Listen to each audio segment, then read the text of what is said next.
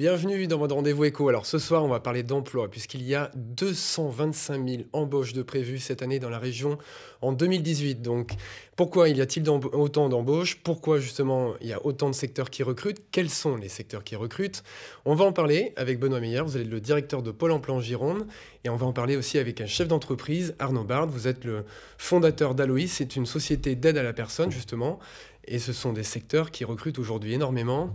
On commence avec vous, Benoît Meyer. Expliquez-nous pourquoi, justement, il y a autant de recrutements. C'est la première fois, je crois, qu'il y a autant d'embauches prévues dans la région depuis 2002. C'est vrai que ça fait longtemps qu'on fait cette enquête des besoins de main-d'œuvre à Pôle emploi.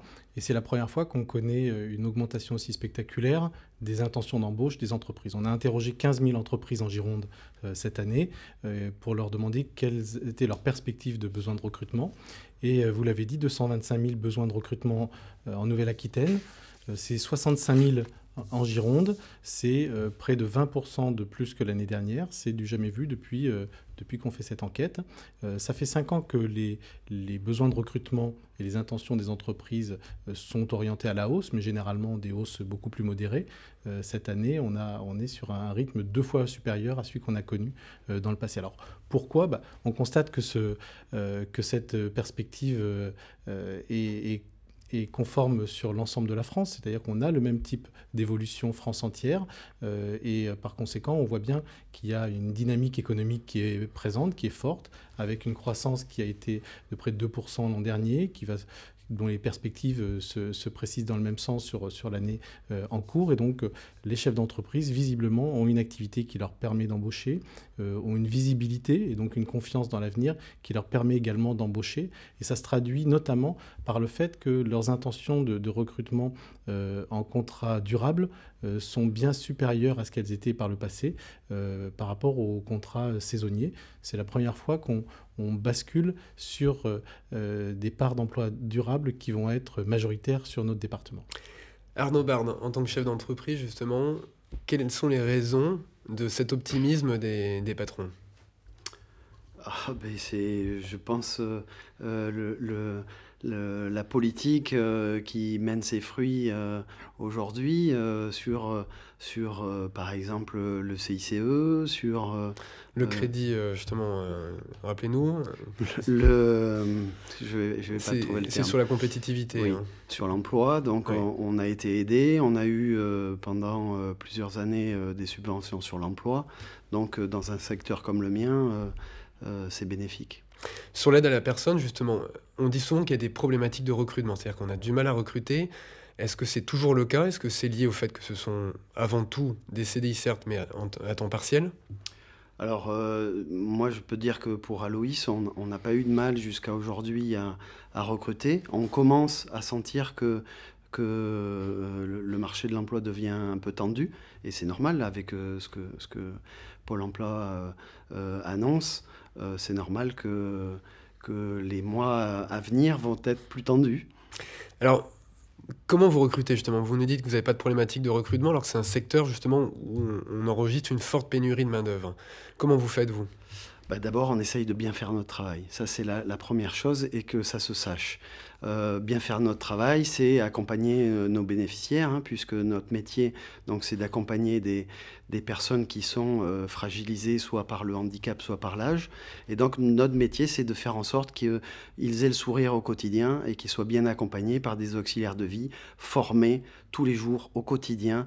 J'ai une équipe d'encadrants qui forme mes auxiliaires. Et donc, quand on les forme bien, déjà, ils ont envie d'en parler à leurs petits copains, à leurs petites copines qui font le même métier. Oui, Et parce donc, que ce sont des métiers réputés difficiles. Hein. Ouais.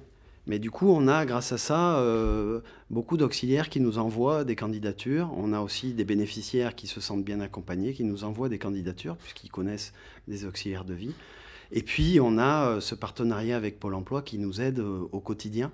On a un chargé d'entreprise qui s'occupe de nous, qui nous connaît, qui connaît notre problématique et qui, au quotidien, nous aide à trouver des solutions. Ça, c'est depuis combien de temps? Depuis la création de l'entreprise, donc c'est en 2015. Alors, Benoît Meyer, justement, on sait qu'aujourd'hui, près de la moitié des projets d'embauche, justement, sont réputés difficiles par les employeurs. Quels sont, justement, les secteurs concernés? Alors, c'est vrai que c'est un des enseignements de cette enquête, hein, dans les intentions d'embauche, les employeurs craignent d'avoir beaucoup plus de difficultés de recrutement. Il faut juste préciser que difficulté de recrutement, ça ne veut pas dire impossibilité de recrutement. On estime que seulement 4% des offres d'emploi ne trouvent jamais preneur. Les autres, dans les 50%, vous en avez du coup 46% qui peuvent avoir des difficultés, mais qui aboutissent au bout d'un moment. C'est important de l'avoir à l'esprit parce que tout le travail qu'on fait à Pôle emploi avec nos conseillers entreprises, vous venez d'en parler, ils sont 120 en Gironde à être spécialisés sur la relation avec les entreprises. On va travailler pour conseiller l'entreprise sur la meilleure façon finalement d'attirer des candidats vers des métiers qui souvent peuvent ne pas être le premier métier de choix et de cœur des demandeurs d'emploi. Il y a une problématique... Alors c'est quoi la meilleure façon? Qu'est-ce que vous leur dites justement? Quels sont les conseils un peu clés pour les patrons qui nous écoutent? Ce qui est important, on vient de le voir déjà dans ce témoignage, ce qui est important, c'est de donner envie de venir faire le métier que l'on exerce dans son entreprise. Donc les conditions de travail que l'on propose, l'image du métier dans son entreprise, parce qu'elle peut être très variable d'une entreprise à une autre, et les difficultés de recrutement seront différentes pour une entreprise qui fait des efforts sur ces sujets-là par rapport à des entreprises qui fera moins d'efforts. Et de l'autre côté, notre travail, c'est aussi d'aider les demandeurs d'emploi à connaître ces métiers qui recrutent, parce que beaucoup de demandeurs d'emploi cherchent dans des secteurs qui peuvent être bouchés. Beaucoup de demandeurs d'emploi vont chercher dans la communication, dans l'administratif, dans le marketing, dans la vente ou le commerce d'articles de sport ou autres, alors que juste à côté, on va avoir des vrais besoins et on va avoir dans la vente des besoins davantage sur le secteur alimentaire, le secteur des métiers de la bouche. On va avoir des besoins dans les services de l'aide à la personne.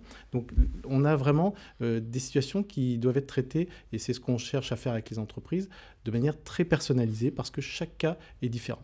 Donc il existe des difficultés de recrutement, on anticipe une augmentation de ces difficultés, on vient de le voir, ça commence à être visible, et en même temps, on a beaucoup de demandeurs d'emploi qui sont toujours en recherche, on a plus de 90 000 demandeurs d'emploi en Gironde, donc on a les compétences, on a le potentiel, tout le travail est de mettre à jour les compétences de ces personnes, et c'est vrai qu'on parle de plus en plus de développer une approche par les compétences pour pouvoir permettre aux entreprises de faciliter leur recrutement et aux demandeurs d'emploi d'aller vers des métiers auxquels ils n'auraient peut-être pas pensé, simplement en dépassant la barrière du diplôme.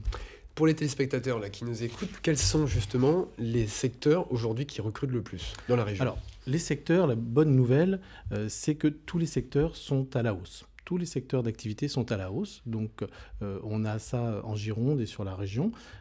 C'est vrai du secteur des services, qui est particulièrement présent notamment sur la métropole bordelaise, services aux personnes ou services aux entreprises. Mais c'est vrai aussi de la construction, de l'industrie, qui sont les deux secteurs qui connaissent la plus forte augmentation de 40 à 50% de hausse de leurs intentions d'embauche. Donc c'est quelque chose de très fort. Et vous voyez bien que dans l'industrie ou la construction, ce n'est pas naturellement les métiers sur lesquels tout le monde souhaite aller. Et pourtant, notre travail, c'est d'amener les personnes à aller vers ces secteurs. Et donc, ce sont plus des CDI en plus. Et généralement, les secteurs qui peuvent avoir des difficultés à recruter sont plutôt des secteurs qui offrent des contrats durables. C'est aussi une façon de proposer des emplois attirants, attractifs quelque part, que de le faire, et c'est une bonne chose. On a aussi ces augmentations des intentions d'embauche sur l'ensemble des bassins d'emploi de la Gironde, que ce soit sur le bassin de Bordeaux ou que ce soit sur les autres, à peu près de manière équivalente, même s'il y a davantage d'emplois durables sur la métropole bordelaise que sur les autres territoires. Arnaud Barde, justement, quand vous êtes, vous, dans votre posture, entre guillemets, de DRH, que vous recrutez quelqu'un, qu'est-ce que vous recherchez, justement, chez un candidat? On recherche d'abord qu'il ait la vocation. Puisque, justement, et on travaille avec Pôle emploi là-dessus, où Pôle emploi nous permet de recruter des gens qui sont éloignés de l'emploi.